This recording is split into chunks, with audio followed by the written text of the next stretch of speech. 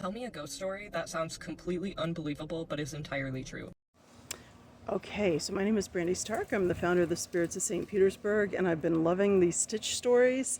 I have been doing paranormal investigations since 1997, and my team is the oldest in the Tampa Bay area. So we're in our 25th year as a team, which is incredible.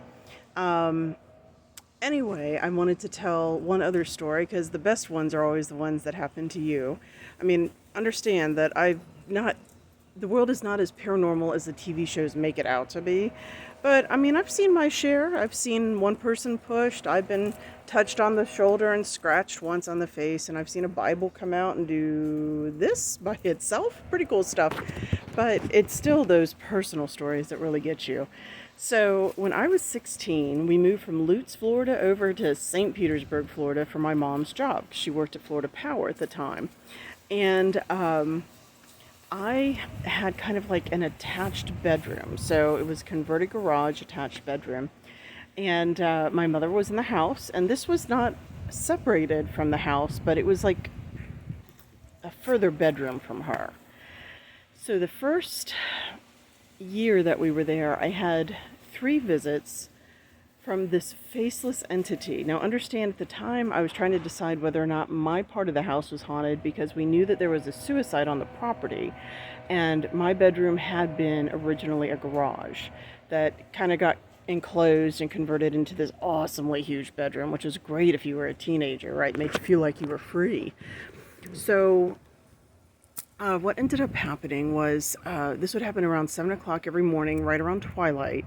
And I would wake up and I wouldn't be moving, but I would look down at the foot of my bed. And the first time I saw this thing, it looked like my mother. It was in her shape.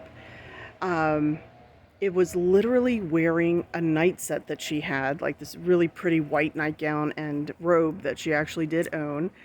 And it even had her glasses, but its skin color was pastel and it had no face. That's the part I remember. And it was at the foot of the bed, and it's like it wanted to look at me at my face, and I was kind of on my side. And so the thing actually bent backwards and turned its neck up and over at the foot of the bed to kind of get a different view of me and I guess see my face. And that was weird. And then it just kind of disappeared, and I went back to sleep. Then the second time it showed up, it was something similar, where it was once again wearing her clothes, and it had the same, pastel skin. It had her glasses. It never spoke to me, but it was kind of like at the foot of the bed, and it would just kind of look at me and then go away. So the third time it showed up, it was wearing, and I remember this very distinctly, it was wearing she had a jean outfit. This was the 90s. And so she had this like jean overcoat, and it had pearls, like pearl beads on it. It was really a very pretty outfit. But again, very distinctively her clothes. And I mean, even her hairstyle, I mean, everything just pastel skin and no face. And this time I remember that it spoke to me.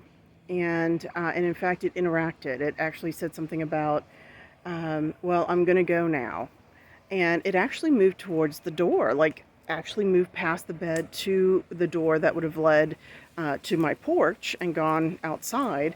And I swear that this thing handed me a chew toy for one of my pugs that was in the bed with me. When I woke up, there was no chew toy because that would have been totally creepy. Um, but I don't know what that was, and I never, ever saw it again. 3 times. And I've always been wondering about other people who've seen like these faceless entities. Um, it took the shape of my mom, but it wasn't my mom. And she, of course, says that she wasn't out there. In order for her to get in there, she would have had to unlock the door. I mean, it could be some sort of gray state sleep or old hag syndrome, but I've had that phenomenon in the past, and it's always seemed much more dreamlike. I mean, this figure looked really solid. So, and usually if it's a sleep paralysis, for me, there's a sensation of 2 presences, one major, one minor. I don't know what that's about. deal with my subconscious mind. So there you go. Um, since that time, I grew up, got 3 graduate degrees and a doctorate, and graduated, and ended up with a full-time faculty position that I quit because Florida education. We'll talk about that another time. But I ended up buying the house literally next door to my mother. It had gone up on the market. I had actually known 3 separate homeowners before it went up on the market, because I had lived next door for probably 20 some odd years, 21 years. And I was walking my pugs down the alley past this house, and a little voice in my head said, it didn't say I should buy this house, it said you should buy this house. And I'm like, okay, that's got to be my higher consciousness telling me. And I wasn't really serious about it. I had just gotten out of my doctorate, I had just gotten my job. But I mentioned it to Mom, and she's like, yeah, maybe you should. And so we kind of looked at it more seriously. This was at the end of the housing bubble burst in Florida. From 2008, I got the house in 2011, and I was able to get it for what is now like a third of its value, because the prices here have escalated so fast and so high. But when I moved into this house, of course, because I have a paranormal team, I had my team investigate the house. I want my pugs to be safe, and I want to make sure there was nothing residue here. And it turns out that for a short time, there was a homeowner that I never met, probably the original homeowner, who was a husband and wife. The husband was in the military, he passed away, and the wife lived here for like another 20 years before the next homeowner got it, and he lived here 25 years, and I knew him.